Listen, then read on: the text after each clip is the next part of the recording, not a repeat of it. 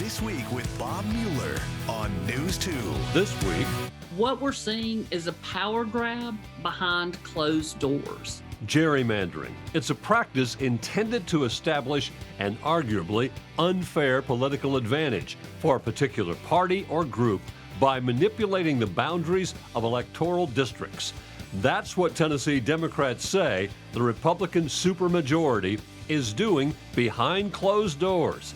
More in our This Week cover story. I think it's going to be transformational to the point it's going to drive us closer and closer towards socialism. President Biden's bipartisan infrastructure bill will bring millions in repairs to Tennessee roads and bridges and expand broadband.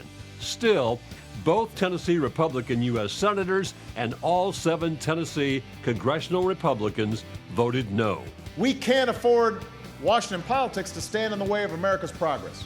Our infrastructure will once again be the envy of the world. It's been the unachieved goal of past presidents, now achieved by President Biden. His $1 trillion+ package will help every state improve its infrastructure. My commitment is to the safety of the people of Nashville, and I intend to continue the priorities that I've already established. Davidson County DA Glenn Funk prioritizes violent crime for prosecution and passes on prosecuting possession of small amounts of marijuana and other nonviolent offenses.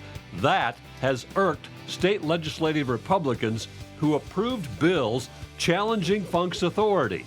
You will hear from the Nashville DA.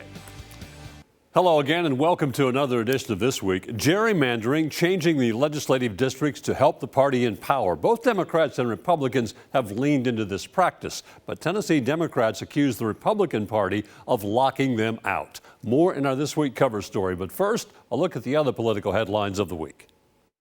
Millions of dollars in infrastructure needs and repairs are soon coming to the volunteer state. This despite Tennessee's 2 Republican U.S. senators and all 7 of Tennessee's Republican congressional members voting against the $1 trillion bipartisan infrastructure deal, while the 2 Tennessee Democrats joined with those in support. A state report shows Tennessee needs $58.6 billion in infrastructure improvement over the next few years. Some Republicans are citing the cost for why they voted against the $1 trillion plan. News 2's Gerald Harris has more. Representative Tim Burchett joined all Tennessee Republicans in voting against the bipartisan infrastructure agreement. Yeah, I think it's going to be transformational to the point it's going to drive us closer and closer towards socialism and more government dependency. Burchett, an East Tennessee Republican, says the cost is unaffordable and does not take Tennessee into consideration. It's not fully paid for. It adds $400 billion to our debt, so it's just total fallacy that it's paid for. And the bulk of it goes to things that will never touch Tennessee. According to TDOT, the state will receive $1.35 billion in federal highway funds, $302 million in bridge repairs, $630 million to improve public transportation, $88 million for electric charging stations, and $300 million for airport improvements. This is going to mean lots of jobs for Tennessee and lots of investment. The Infrastructure and Jobs Act will also deliver $100 million to expand broadband access to 400,000 Tennesseans who currently lack it. $697 million will go to improve water infrastructure to ensure it's clean and safe. Some of this is just work that the government should have been doing for the last 3 decades. You know, fixing water systems, fixing bridges that are crumbling. That's just work that has to happen, but also it's investing in our future. But while some are dissuaded by the $1.2 trillion price tag, Senator Yarborough, a Davidson County Democrat, says the investment is necessary. Not having functional roads and bridges, airports is, that costs too much. Not having people in your community able to actually participate in the modern economy, that costs a lot. These are investments that you have to make. It was a hard-fought victory for President Biden. The $1 trillion bipartisan infrastructure bill finally passed after years of talk. The result, hundreds of thousands of new jobs as they fix roads and bridges, building new ones, and bring broadband to rural America. Here's ABC's Rachel Scott. Tonight, President Biden celebrating the passage of his $1 trillion infrastructure package, something presidents have promised for years. We can't afford Washington politics to stand in the way of America's progress. Our infrastructure will once again be the envy of the world. Finally, Infrastructure Week. The bill funnels billions to upgrade public transit, improve water supply, and expand broadband internet to rural communities. It aims to put hundreds of thousands of Americans to work, rebuilding roads and bridges like this one in Sharkey County, Mississippi. It's been completely closed off. So for farmer Jeffrey Mitchell, a 5-minute trip to transport his crops is now over an hour. Mississippi is expected to get $225 million for bridge repairs, and money soon to flow across the country. Michigan may get $1.3 billion to help clean up the lead from its water. And New Jersey could use the funding for a new tunnel to New York. When exactly can Americans expect to see a difference in their lives? The short answer is as fast as many of these agencies and workforces can absorb those dollars.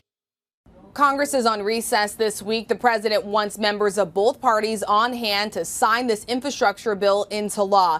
As for that sweeping social spending package, Democrats want to vote on that by Thanksgiving. They are not expected to get any Republican support, so the president will have to keep his entire party united.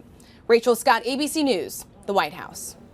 Now to our This Week cover story. Tennessee Democrats say they are victims of gerrymandering, the practice of drawing legislative districts that favor the party in power. This happens every 10 years, but Democrats say this time Republicans are doing it in secret. News 2's Gerald Harris has more. It came as a shock, an East Tennessee representative being told she needed approval to view the drafting of her district. What we're seeing is a power grab behind closed doors. Representative Gloria Johnson of Knoxville says she has to get invited by her colleague, Republican Representative Patsy Hazelwood, to see changes in district mappings. This despite other lawmakers being able to view the possible outcomes of their districts without pre-clearance. If we're going to be transparent about this process, let's let the people who are concerned and interested in it have access.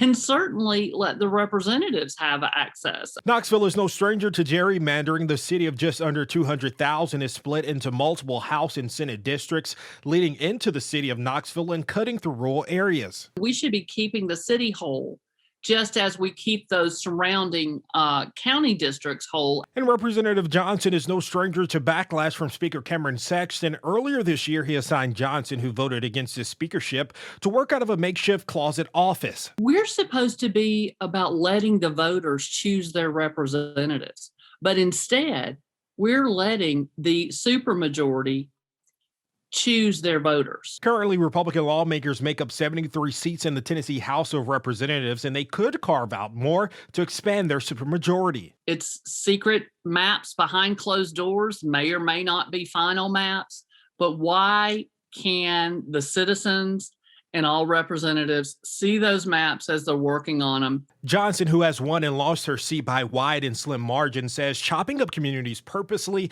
dilutes voters to shift power. Speaker Cameron Sexton responded, saying this year's process has been the most inclusive and transparent in the history of the Tennessee House of Representatives, and one that will produce both a fair and constitutional redistricting plan. Lawmakers are going to vote on the new maps next session.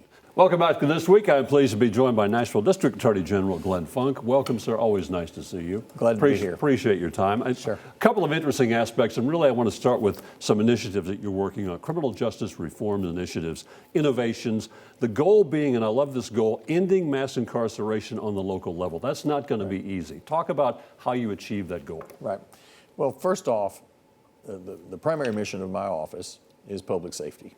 And so we've been trying to put all of our resources on the violent crimes, murders, rapes, aggravated robberies, gun offenses. And we've been very, very successful on that. In fact, over the last 6 years, we've had over 750 murder indictments. Only 9 cases have gone to trial that have turned into a not guilty verdict. So we've been very successful. Robbery cases, 1,300 cases over the last 6 years, only 3 have turned into not guilty verdicts. And you're succeeding in prosecuting those crimes, as the numbers are clear. Tremendous success on that. I'll put our record up against any prosecutor's office in the country. But at the same time, right, while we're having our resources going toward the violent crimes, what can we do about ending mass incarceration at the local level? Well, back 8 years ago, we had an average of 3,151 people in jail every single night. And a lot of those folks that were in jail were on jail for petty offenses, driving on a revoked license, simple possession of marijuana, some minor criminal trespass cases that might be mental health related. And so we've been working on how do we get those numbers down? How do we take the folks that we've had some frustrations with, but that we're not afraid of, and how do we make sure that those folks have the support that's needed in order for them to not continue to reoffend, not continue so they don't show up every weekend. Be reincarcerated, driving on a revoked license, crime of poverty, right? People who don't have the money to pay their last speeding ticket end up with their license revoked.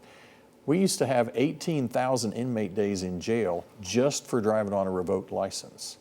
Now that number is less than 20. And because we only prosecute that case if there's a wreck or if the person was on probation for DUI at the time. Now, if you show up, we dismiss the case, but we also work with Sheriff Darren Hall's office to make sure that they get the supports needed to get their driver's license reinstated. You know, cut through the bureaucratic red tape. This is exactly what you have to do to get your license back.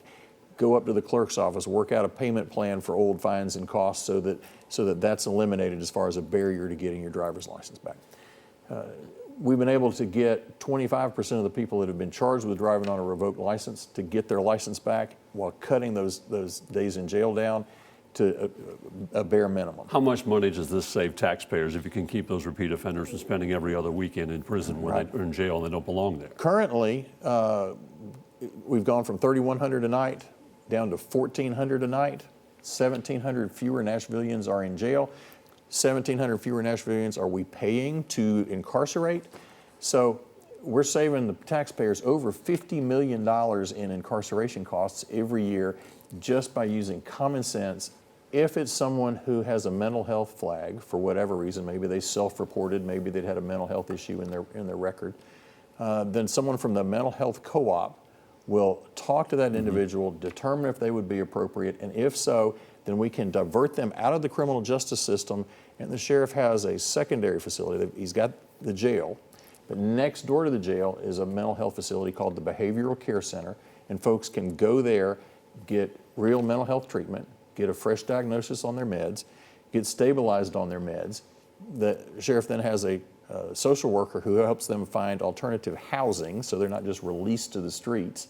And then when they are released from the Behavioral Care Center, their charge is dismissed, but they also leave with 30 days of meds in their pocket and a 30, 60, and 90-day check-back date with the mental health This is co-op. innovative. Is this the direction cities are going to have to go, especially growing cities like Nashville, where the crime is increasing, the number of people are increasing, you can't incarcerate everybody? Of the folks who have gone through the Behavioral Care Center, only 4% we have a 4% recidivism rate through the first 14 months.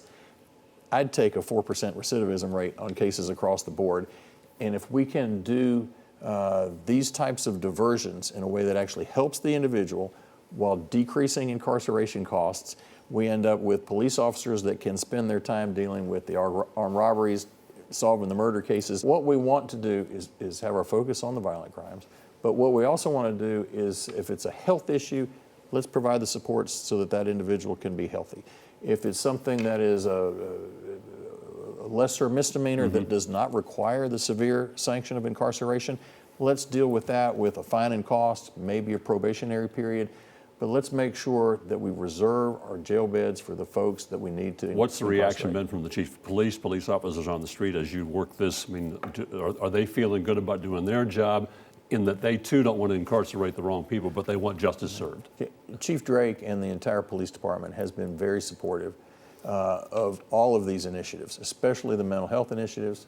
The commanders in the police department understand what my position is with regards to not prosecuting small amounts of marijuana. And what the Chief Drake has done is he has centralized the homicide squad, and I have assigned a team of 7 assistant district attorneys to work with the homicide squad so that we're having a higher solve rate, and we're going to be making better cases so that we can be even more successful in having a case and having a prosecutable case going forward. Cities across the nation have seen a dramatic jump in the homicide rate for a number of factors, including the proliferation of weapons. Right. Obviously, Nashville's no different. We have a proliferation of weapons. But by having these crime-fighting strategies by the police department, by having a district attorney's office that can work with the police department on the murder investigations and the prosecutions, I'm hopeful that we will be able to develop best practices that other cities in the country will want to follow. There are some, especially in the legislature, who disagree with your approach. We're going to talk about that as this week continues. Stay with us. We'll be right back. Welcome back to This Week and my conversation with Nashville District Attorney General Glenn Funk. As you well know, in the previous just ended special legislative session, 2 bills were approved by lawmakers to, in effect, take away some of your authority, although they claim it's not aimed directly at you. But because of your decision, they're saying, to focus finite amount of resources on prosecuting violent crime. I want to start with that as on this segment. Does not every DA have to set a priority in how they prosecute crimes? No one prosecutes every crime. Every district attorney sets priorities for their judicial district everywhere in the country.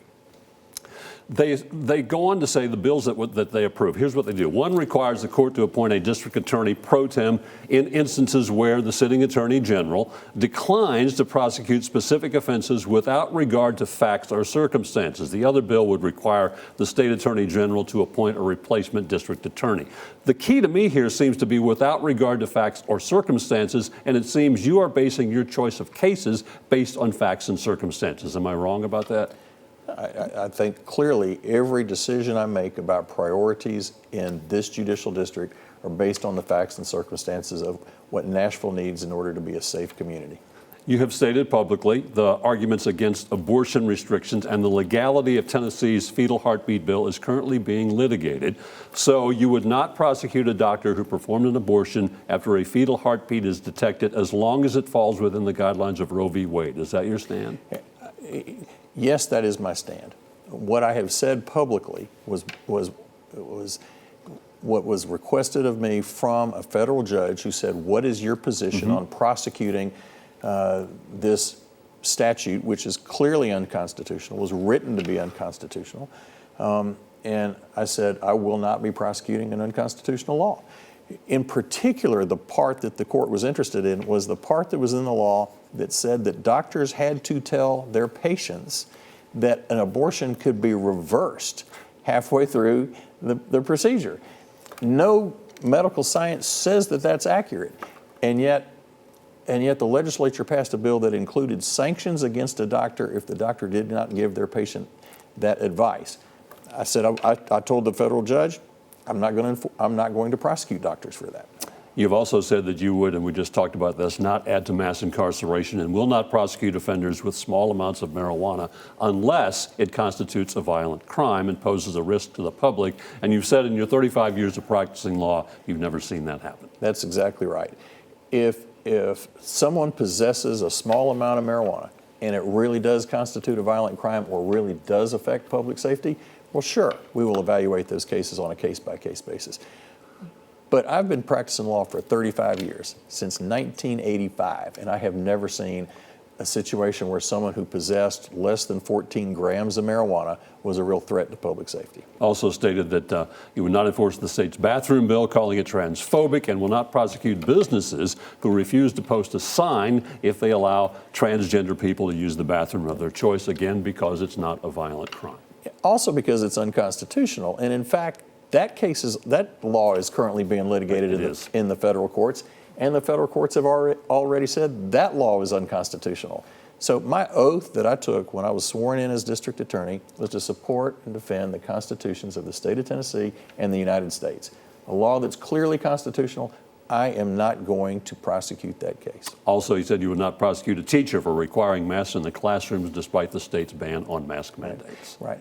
I was asked by a school board member, if we put a mask mandate down, are you going to prosecute us, right? And I responded very clearly to the elected official from Nashville, I will not prosecute an administrator or a teacher for keeping children safe. The legislature is passing laws that they think are good laws, but it's up to the judicial branch, which includes judges and district attorneys, as co-equal branches of government to act as a check and balance on that branch of government. And that's what we're doing. You've also said publicly that officials must stand up for the Constitution, their community, and common sense. Silence indicates agreement, and you've said you do have clear disagreements with some legislators on how to best use the resources of your office. Lawmakers say you can't choose which law to prosecute, and if you want to change the law, run for the legislature. Do they have a point? No.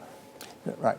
Lawmakers are put put down laws that restrict a prosecutor's ability to incarcerate. But the legislative branch cannot force a prosecutor to put someone in jail. That's not their job. Their job is to write the laws. My job, my lane, my constitutional authority is to decide which cases to bring in front of a judge or jury in Davidson County, and that's what I'm doing. Finally, you seem comfortable in your skin. Will you continue to operate your office as you consider cases to prosecute despite this legislative pushback based on your guidelines? My commitment is to the safety of the people of Nashville, and I intend to continue the priorities that I've already established. Nashville District Attorney General Glenn Funk, appreciate your time. Sure. Okay. Stay with us. This Week continues in a moment. Thanks for spending part of your weekend with us. That will do it for another edition of This Week. I want to thank my guest, Nashville District Attorney General Glenn Funk. We hope to see you back here next weekend for another edition of This Week, and you have a great week.